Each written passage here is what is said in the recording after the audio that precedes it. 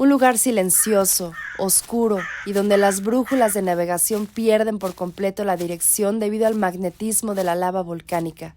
Es en este mismo lugar donde numerosas vidas se quedan atrapadas entre las raíces de sus árboles, entre sus senderos con poca luz y sus suelos de piedra. Pero, ¿es esto una coincidencia o una fría realidad que nos congela los pensamientos? Te invito a que continúes escuchando esta historia en mi canal. Aquí te dejo el enlace.